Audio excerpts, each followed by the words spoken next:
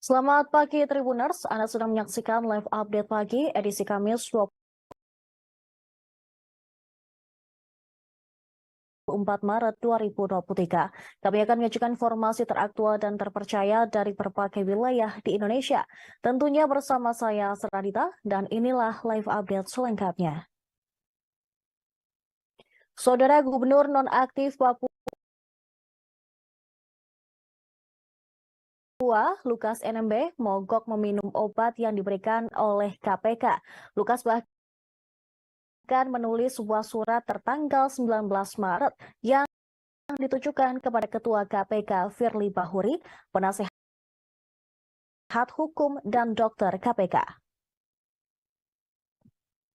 Surat tersebut dititipkan Lukas NMB kepada tim kuasa hukumnya Petrus Bala Pationo ketika berkunjung ke rutan KPK.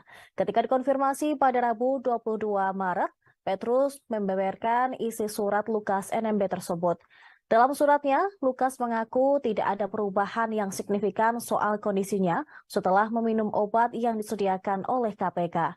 Sebagai buktinya, kaki gubernur nonaktif Papua tersebut masih bengkak hingga saat ini. Lukas NMB juga meminta untuk dirawat di rumah sakit Singapura, sebab dokter yang ada di Singapura diklaim mengerti dan memahami penyakitnya saat ini. Di akhir poin, Lukas NMB menegaskan dirinya seharusnya mendapatkan perawatan di rumah sakit, bukan dirawat di rutan KPK. Surat tersebut langsung direspon oleh KPK. Wakil Ketua KPK Nurul Gufron menilai kesehatan Lukas NMB masih memadai untuk ditangani di Indonesia. Namun, Gufron mengaku dirinya belum menerima surat yang dimaksud. Permintaan NMB akan dibahas lebih lanjut setelah pihaknya menerima surat pernyataan tersebut. Mengenai kondisi Lukas NMB, Gufron mengatakan KPK akan berkoordinasi dengan Ikatan Dokter Indonesia. Sebelumnya, tingkah Lukas NMB saat ditahan oleh KPK juga menuai sorotan. Menurut laporan kuasa hukum NMB, Otto Cornelis Kaligis, atau kerap disapa Oce Kaligis, kliennya kerap diberi menu makanan ubi yang sudah busuk dari KPK.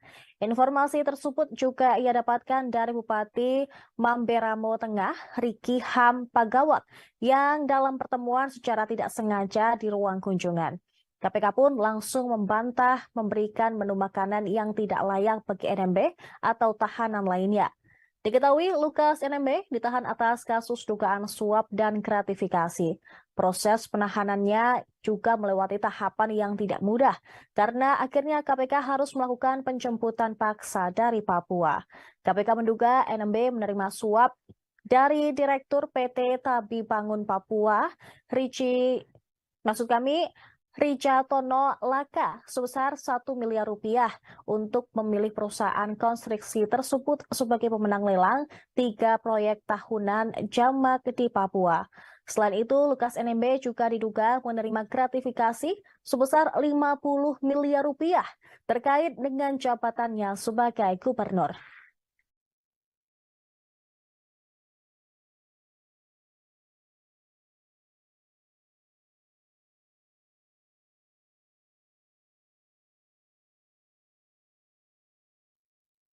Terkuak sebuah fakta kasus mutilasi di Sleman, Daerah Istimewa Yogyakarta yang ternyata telah direncanakan oleh pelaku, yaitu Heru Prasetyo.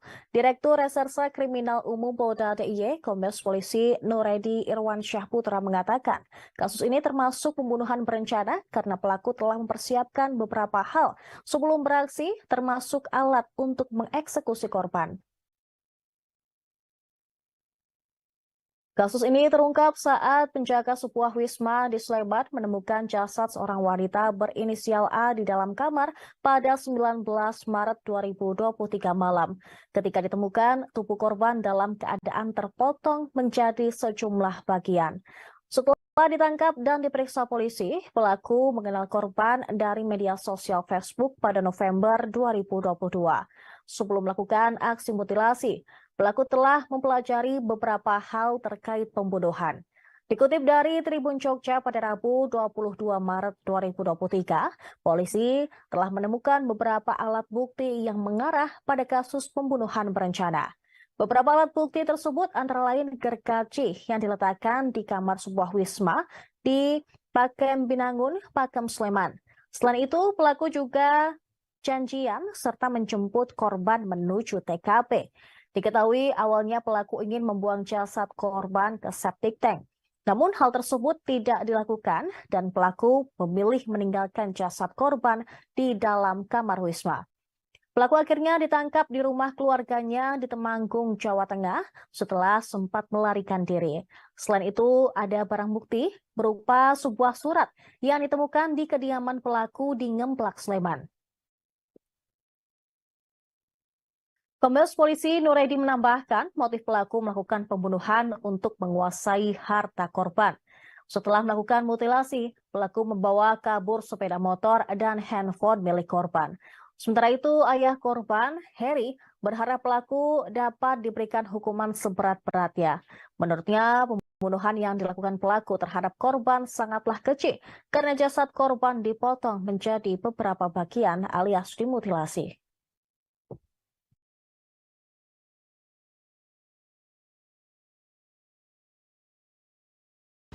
Hasil pemeriksaan dan berdasarkan keterangan saksi-saksi didapat fakta-fakta, yaitu bahwasanya pelaku datang ke lokasi pada pukul 13.15 untuk check-in di kamar 51 dengan biaya 60.000, yang mana untuk check-in tersebut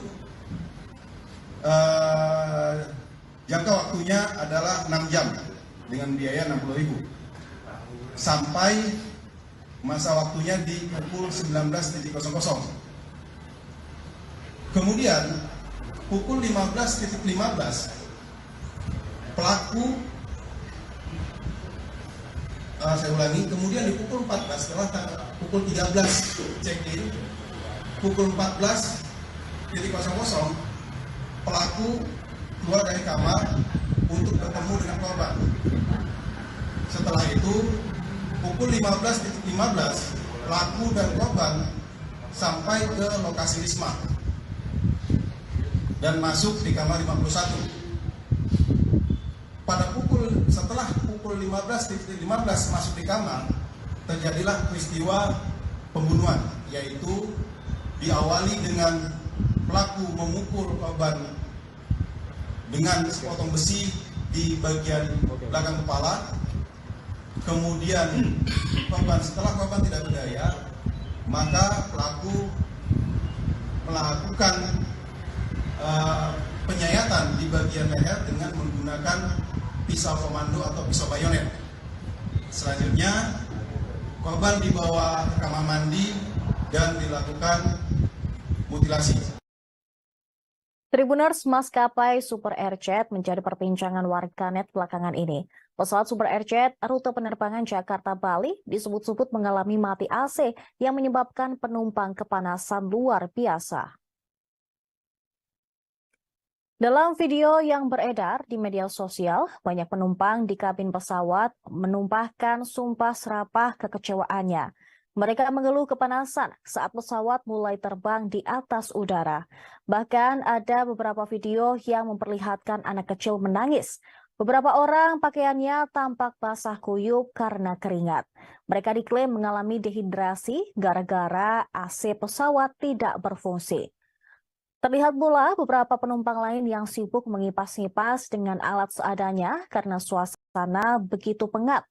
Merespon hal tersebut, Direktur Utama Super Airjet Ari Ashari meminta maaf atas insidennya.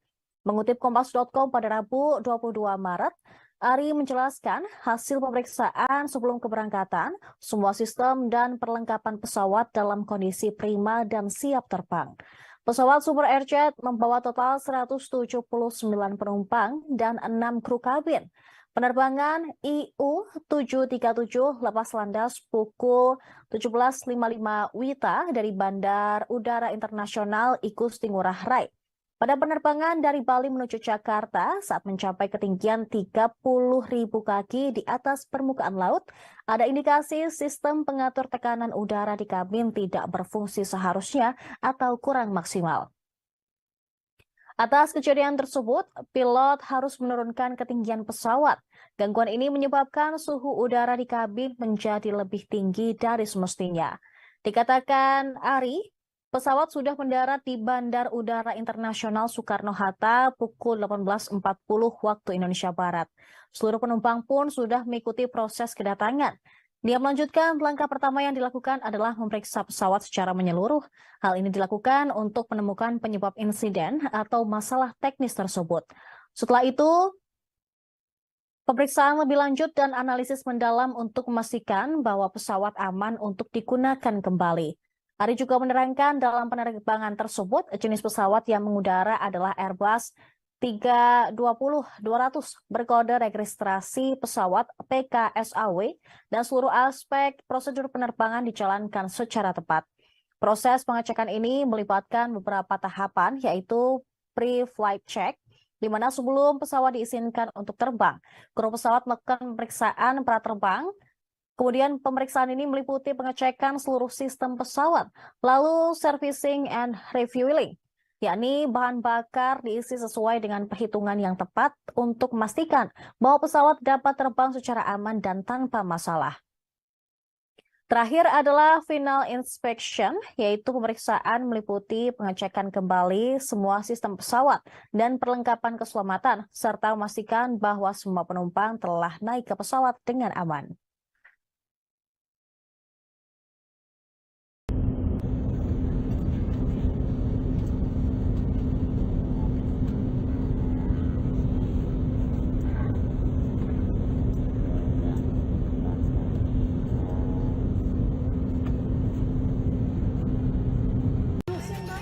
Gila nih Superjet.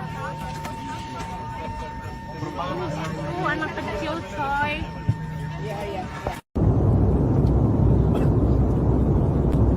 And Superjet apologies for your inconvenience.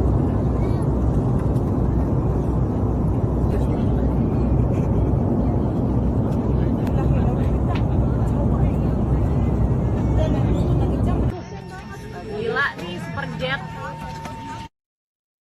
Kita beralih ke informasi selanjutnya, Tribuners. Kondisi David Ozora perlahan mengalami kemajuan meski masih mendapatkan perawatan intensif di Rumah Sakit Mayapada. Sang ayah, Jonathan Latumahina, bersumpah tidak akan mengampuni penganiayaan anaknya, yaitu Mario Dandi Satrio dan kawan-kawan yang telah menyebabkan David Ozora harus dirawat di rumah sakit.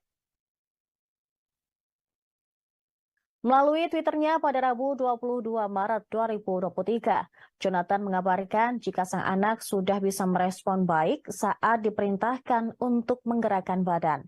Namun untuk kasus Mario Dandi Satrio yang sudah membuat David Ozora babak belur hingga mengalami koma, tetap harus diteruskan. Dalam unggahan di Twitter, Jonathan mengatakan tidak mau memberi maaf kepada Mario Dandi dan keluarganya. Ini sudah hari ke-30 David Ozora dirawat di rumah sakit setelah dianiaya oleh Mario Dandi dan kawan-kawan. David terlihat sudah sadar meski harus dibantu alat pernapasan di lehernya. Namun respon David pasca koma cukup menunjukkan perkembangan yang positif meski harus berjuang sekeras tenaga karena kerusakan berat pada syaraf otaknya. Terlihat pula David sudah bisa mengerti perintah dari lawan bicaranya seperti membalikkan badan ke kiri ataupun ke kanan. Ayah David Ozora pun berterima kasih kepada masyarakat lantaran perkembangan David yang positif diyakini berkat doa masyarakat luas. Diketahui sebelumnya, perkembangan kognitif David Ozora sempat diprediksi bakal sulit berkembang usai syaraf di kepalanya rusak karena diinjak oleh anak mantan pegawai pajak, yaitu Mario Dandi. Sehingga perkembangan kognitif tersebut di luar prediksi dokter. Netizen pun berharap kesembuhan David Ozora bisa menjadi awal positif untuk melawan Mario Dandi di pengadilan nantinya. Sementara itu, Kabid Humas Polda Metro Jaya Kombes Trunoyudo Wisnu Andiko mengatakan bahwa pihaknya masih melakukan proses kelengkapan berkas perkara terhadap tersangka penganiayaan Mario Dandi Satrio dan Shane Lucas. Polisi belum menjelaskan secara rinci perihal berkas perkara keduanya dipisah atau digabung. Sementara itu, berkas perkara AG, yaitu pacar Mario Dandi, telah dilimpahkan tahap 2 ke Kejaksaan Negeri Jakarta Selatan pada Selasa kemarin.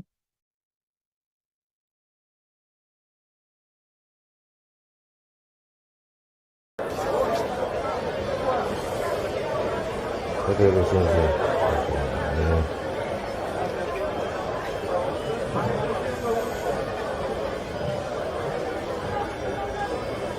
Coba ke sana. Coba ke sana, ke sana. Ya, ke sana. Sudah bisa kok. Ke sini. Coba. Tribuners, sejumlah jamaah berbondong-bondong menyambangi Masjid Istiqlal Jakarta Pusat untuk tarawih perdana pada Rabu malam, termasuk Hashim Patanga yang datang jauh-jauh dari Lombok, Nusa Tenggara Barat untuk menjalankan tarawih pertama bulan Ramadan. Pemerintah melalui Kementerian Agama telah menetapkan 1 Ramadan 1444 Hijriah atau awal puasa Ramadan 2023 jatuh pada hari Kamis ini. Ribuan jamaah melaksanakan salat tarawih pada malam pertama Ramadan di Masjid Istiqlal Jakarta pada Rabu malam. Sejak sore, sekira pukul 17 waktu Indonesia Barat, sudah banyak jamaah yang menyambangi masjid terbesar di Asia Tenggara tersebut. Satu di antaranya adalah Hashim Patanga. Menggunakan kendaraan pribadi, warga asal Lombok, Nusa Tenggara Barat ini datang bersama keluarganya. Kepada Tribun News, pria berusia 60 tahun itu mengaku sengaja datang jauh-jauh dari Lombok ke Masjid Istiqlal untuk melaksanakan sholat tarawih pada malam pertama Ramadan 2023 ini. Hashim pun menyambut baik ketentuan Masjid Istiqlal yang tidak membatasi kapasitas jamaah pada Ramadan tahun ini. Meski demikian, dia pun mengikuti aturan yang berlaku, khususnya penerapan protokol kesehatan lantaran pandemi COVID-19. Sebab menurut dia, aturan pemerintah pastinya bertujuan baik demi rakyatnya. Rupanya ini bukan kali pertama Hashim datang ke Masjid Istiqlal.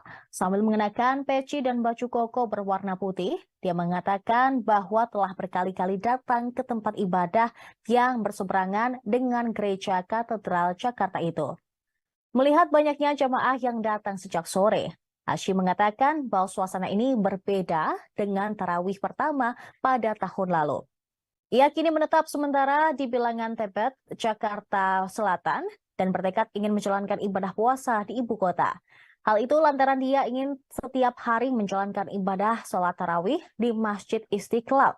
Dia juga berharap dapat melaksanakan sederet ibadah dalam bulan Ramadan tahun ini. Selain itu, dia juga berharap seluruh umat Muslim Indonesia yang ingin bertarawih di Masjid Istiqlal bisa melaksanakannya pada tahun ini. Karena kan masjid ini yang terbesar di Indonesia sama Asia Tenggara. Jadi kita mau coba lihat suasananya gimana Ramadannya. Ini pertama kalinya ke Istiqlal apa sebelumnya udah pernah? Sudah 9 kali ini. Oh iya. Tarawih tahun lalu di sini juga? Di sini juga. Oh. Lagi. Emang setiap tahun berarti 9 kali? Juga setiap tahun lewat-lewat 2 tahun. Berarti udah 9 kali tarawih di sini? 9 kali.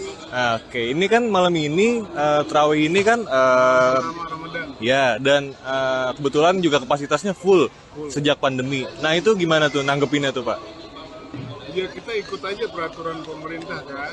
Pemerintah kan tujuannya mungkin lebih menjaga rakyatnya supaya bisa terhindar dari itu. Kalau Bapak sendiri seneng nggak dengarnya kayak bisa full lagi nih akhirnya, alhamdulillah segala Ya, macam. alhamdulillah. Kalau dibandingin sama Ramadan tahun lalu, tarawih tahun lalu gimana untuk tahun ini, Pak? Lebih rame nggak kira-kira? Oh, yang sekarang sih lebih ramai daripada tahun yang kemarin.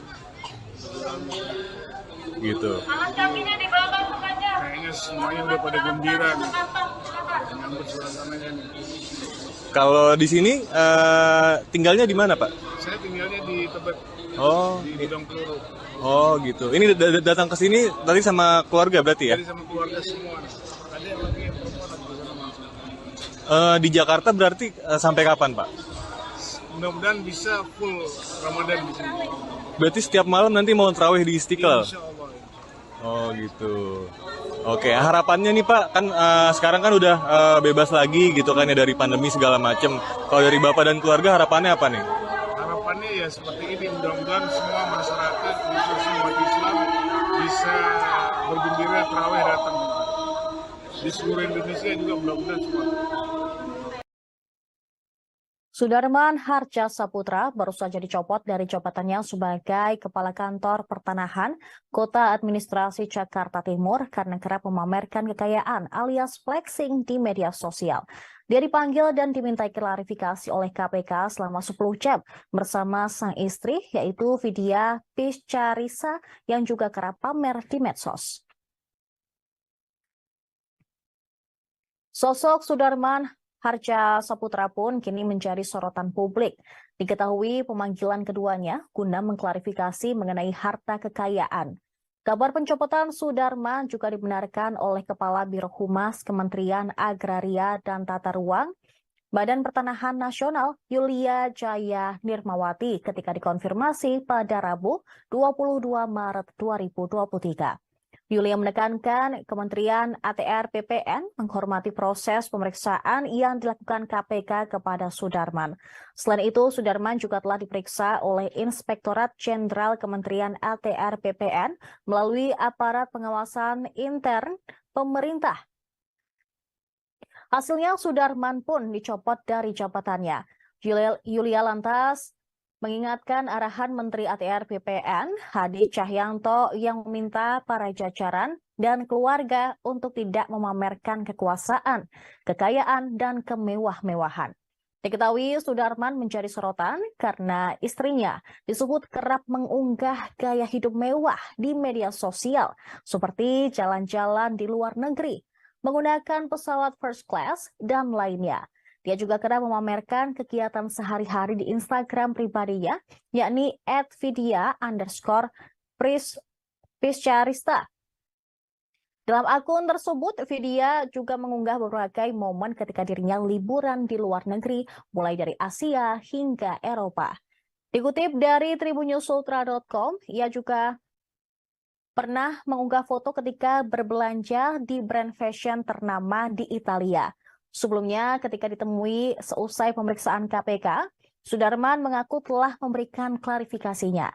Dilansir dari laman Kantor Pertanahan Kota Administrasi Jakarta Timur, Sudarman diketahui menjabat sebagai Kepala BPN Jaktim mulai 2020 hingga 22 Maret 2023. Menurut buku Tanah dan Ruang untuk Rakyat dan yang dirilis oleh Kementerian ATR BPN, Sudarman sebelumnya menjadi Kepala Kantor Badan Pertanahan Kota Denpasar pada 2019.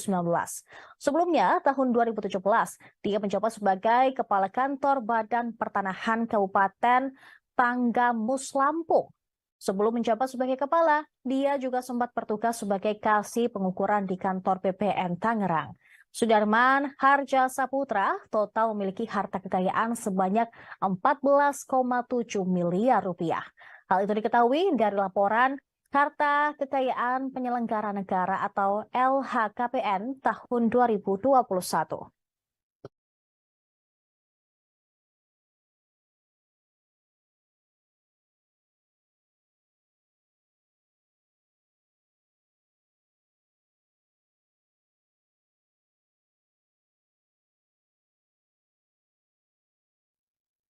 Informasi tadi sekaligus menutup perjumpaan kita di live update pagi. Namun jangan kemana-mana dulu Tribuners, karena setelah ini akan ada jeda dan selanjutnya akan dilanjutkan live update sport. Tribun News Live Update. Selamat siang Tribuners, selamat sore Tribuners, selamat petang Tribuners, Anda sedang menyaksikan live update. Informasi teraktual dan terupdate dari siang hingga petang kami sajikan untuk Anda. Menewaskan 2 orang penumpang, yang mana kedua penumpang kami perdalam dengan laporan langsung dari lokasi kejadian dan narasumber terpercaya. Benar-benar menghukum mereka-mereka yang terlibat, menghentikan terduga pelaku yang ingin laporan terkait peristiwa pompong hilang kontak menabrak sejumlah pemotor yang melintas tepat. Saksikan live update siang, sore, dan petang hanya di channel YouTube Tribun News.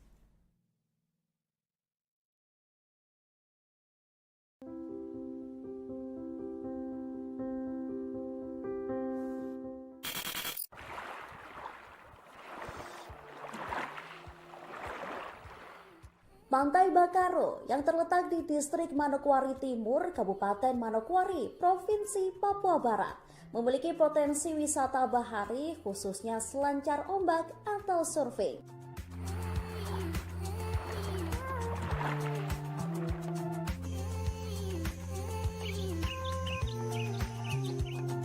Untuk mencapai ke pantai ini, pengunjung dapat menggunakan kendaraan roda 4 maupun kendaraan roda 2.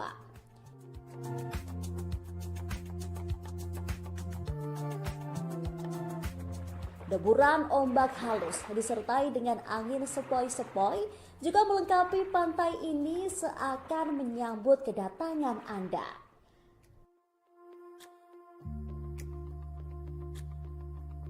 Mengunjungi desa Bakaro memang pilihan tepat untuk memanjakan mata dengan panorama yang indah luar biasa.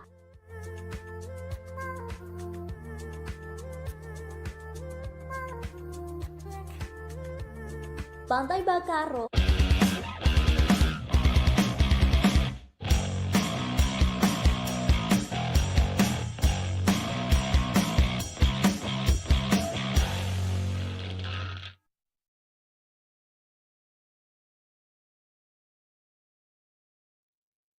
Masih bersama saya, Seradita, dalam program Live Update Sport edisi Kamis 23 Maret 2023. Berbagai informasi seputar olahraga akan kami sajikan untuk Anda.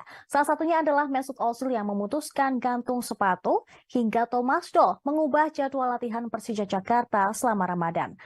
Kita langsung ke informasi pertama Tribuners. Drawing Piala Dunia U20 2023 akan dilaksanakan di Bali pada 31 Maret mendatang. Seiring makin dekatnya pelaksanaan drawing Piala Dunia U20 tersebut, polemik terkait kepesertaan timnas Israel U20 di ajang ini terus bergulir di Indonesia. Gelombang penolakan menentang kehadiran timnas Israel datang dari Majelis Ulama Indonesia, beragam ormas Islam, partai politik, dan organisasi non-pemerintah dalam negeri. Terkait drawing Piala Dunia U20, FIFA kemungkinan besar bisa menerapkan skema prohibited classes atau laga-laga yang dilarang seperti layaknya UEFA pada Euro 2020. Bahkan tidak mungkin bahwa Indonesia dan Irak, dua negara yang tidak mempunyai hubungan diplomatis dengan Israel, juga akan dipisah di drawing Piala Dunia U20 2023. Sejauh ini, FIFA belum mengeluarkan prosedur drawing untuk Piala Dunia U20 2023. Namun, prosedur tidak menunjukkan pada prosedur drawing Piala Dunia U20 tahun 2019 tidak menunjukkan adanya pemisahan ketika turnamen diadakan di Polandia tersebut.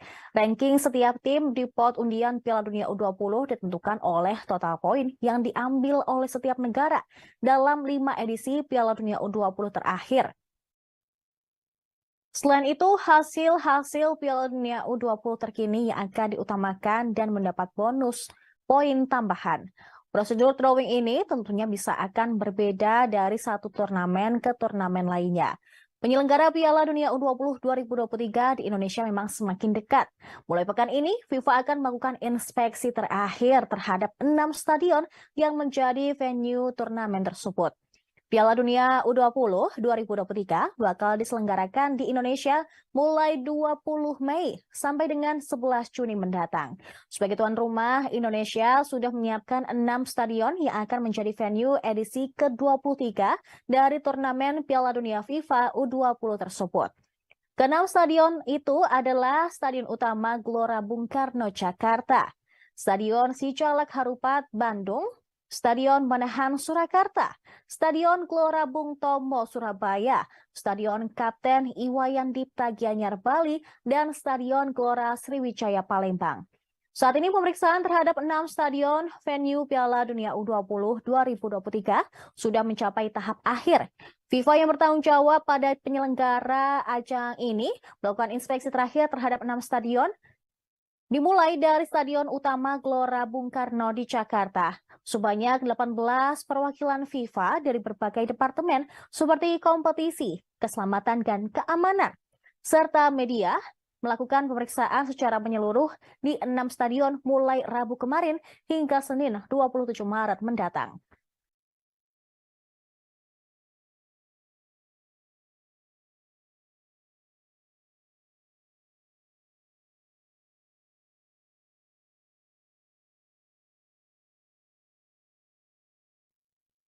Tribuners, kita tahu ya bahwa umat muslim di dunia saat ini memasuki bulan Ramadan. Persija Jakarta akan menerapkan pola latihan baru ketika bulan Ramadan ini. Pelatih Persija Thomas Doll mengungkap skuad Macan Kemayoran akan latihan pada malam hari selama bulan puasa. Thomas Doll sudah sangat paham bahwa bulan Ramadan adalah momentum yang istimewa bagi umat muslim. Pelatih asal Jerman itu pun tak ingin mengganggu ibadah yang akan dilakukan oleh sebagian besar pemain, tim pelatih, dan ofisial timnya. Selama bulan Ramadan, pelatih berusia 56 tahun itu akan mengubah jam latihan Firsa Andika dan kawan-kawan. Pemain tim berjuluk Macan Kemayoran itu tak akan lagi berlatih pada pagi atau sore hari.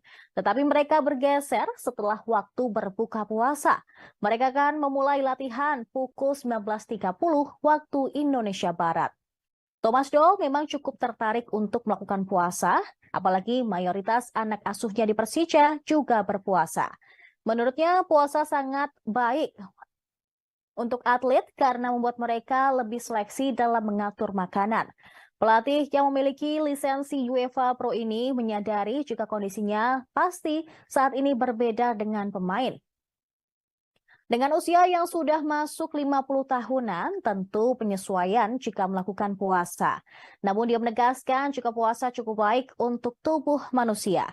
Apresiasi kepada mantan klub yang pernah memberikan kesempatan baginya untuk bermain di sepak bola interprofesional. Mantan pemain timnas Jerman itu pernah menjadi bagian dari klub-klub besar seperti Arsenal, Real Madrid, Werder Bremen, Schalke, Fenerbahce, dan Besiktas. Tak lupa Mesut Ozil juga mengucapkan semakin melampung dan akhirnya membuat Real Madrid tertarik untuk merekrutnya. Di Real Madrid, kombinasi Ozil dan Cristiano Ronaldo menjadi salah satu yang terbaik pada masanya.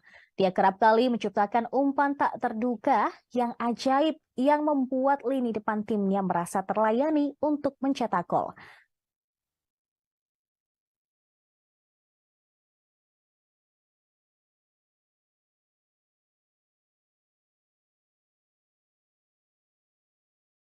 Tidak berdaya dan terlihat putus asa. Philip Lam mengatakan bahwa penampilan Messi secara keseluruhan tidak bagus. Mantan pemain Stuttgart itu lalu mengomentari permainan PSG dan mengatakan bahwa Les Parisiens tampil mengecewakan.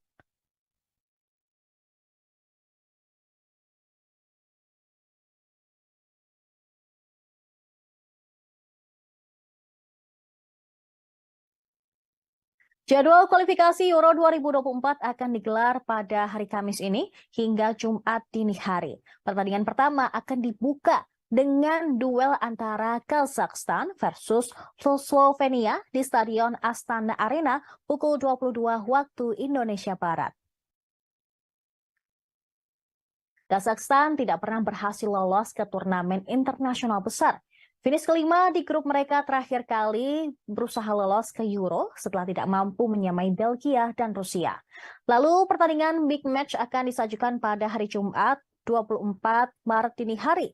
Pertama, antara Italia versus Inggris di Stadion Diego Armando Maradona pukul 2.45 waktu Indonesia Barat. Laga Italia versus Inggris ini akan menjadi kesempatan pembuktian bagi Gareth Southgate. Sebab timnas Inggris di bawah tekanan lebih dari biasanya untuk meyakinkan di panggung termegah. Meskipun selalu ada harapan tertentu di sekitar tim Inggris, semua pekerjaan yang telah dilakukan Southgate hingga saat ini telah dibangun untuk akhirnya memenangkan trofi utama. Di sisi lain, Roberto Mancini ingin Italia ke Euro 2024 sebagai juara bertahan, dimulai dengan mengalahkan Inggris. Mancini ingin membuat awal yang kuat untuk kampanye kualifikasi Euro 2024 mereka. Azzurri dan Three Lions telah berhadapan sebanyak 30 kali selama bertahun-tahun. Terlebih timnas Italia menjadi kampion Euro 2020 setelah menekuk timnas Inggris dalam laga final di Stadion Wembley. Selanjutnya, ada pertandingan lain yang tak kalah penting antara Portugal versus Liechtenstein di Stadion Jose Alvalade pukul 2.45 waktu Indonesia Barat. Itu akan jadi kesempatan bagi Cristiano Ronaldo untuk memecahkan rekor sebagai pemain putra yang memiliki caps terbanyak di laga internasional. Saat ini, Ronaldo telah mencatatkan 196 pertandingan bersama timnas Portugal. Jumlah pertandingan penyerang Al Nassr itu di level internasional sejajar dengan penyerang Kuwait, Badr Al-Mutawa. Jika Cristiano Ronaldo tampil melawan Liechtenstein, dia akan melampaui catatan Badr Al-Mutawa tersebut.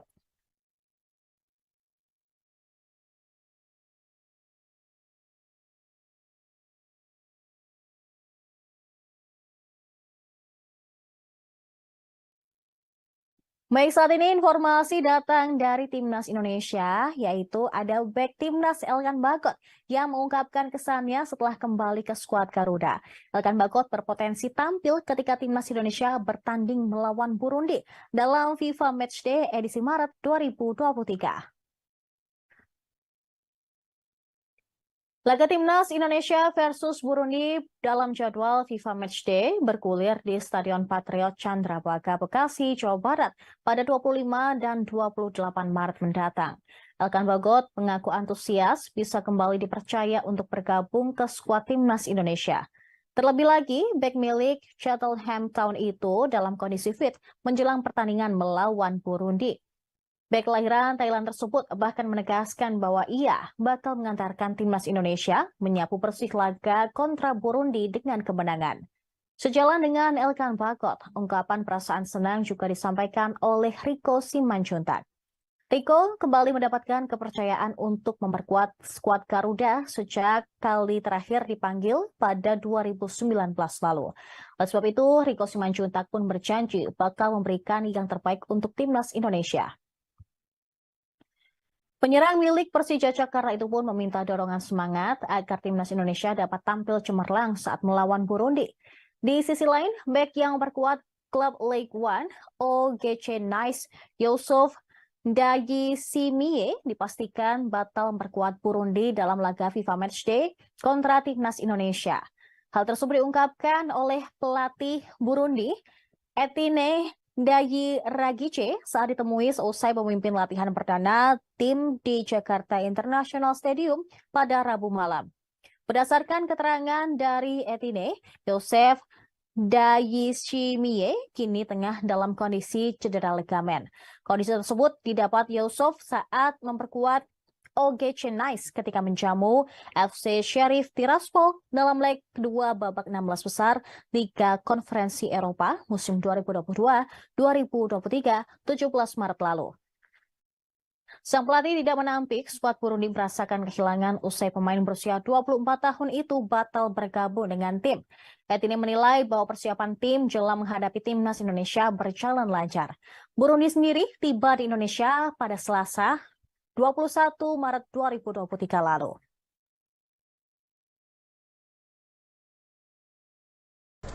I don't much know about Indonesia. I've seen few, like the two last games they played. I've seen it's a good side. I expected to see the good opposition, but also as even though it's a friendly, I want to see the people fighting for the win. That's why, because it's a test. When it's a test, it must be strong. I believe they will give us a good run, and we are there also to give them just that challenge. And I hope it will be a good game for supporters, for those who will be watching the game. So that's how we are here. Coach, I hear you can bring a player from Nice, Yusuf. And can you tell us why he not come to Indonesia? Yeah, when you see the ticket, you always bought for him. He was ready to come. The last game they played in a conference, Europa League, he got in a ligament. He was attached, even though it's strong. So today he has made it a specialist. So we are waiting to see the results, how long he will be out of the pitch. But he was supposed to come. But the doctor said he had to see the specialist to see what is going on. So he didn't take this risk to come without playing. So anyway, we are sorry for it. Kita berada di penghujung informasi saat ini Tribuners. Terus saksikan informasi terkini lainnya di kanal Tribun Network. Saya Sradita beserta kru yang bertugas pamit. Terima kasih atas kebersamaan Anda dan selamat berpuasa. Sampai jumpa.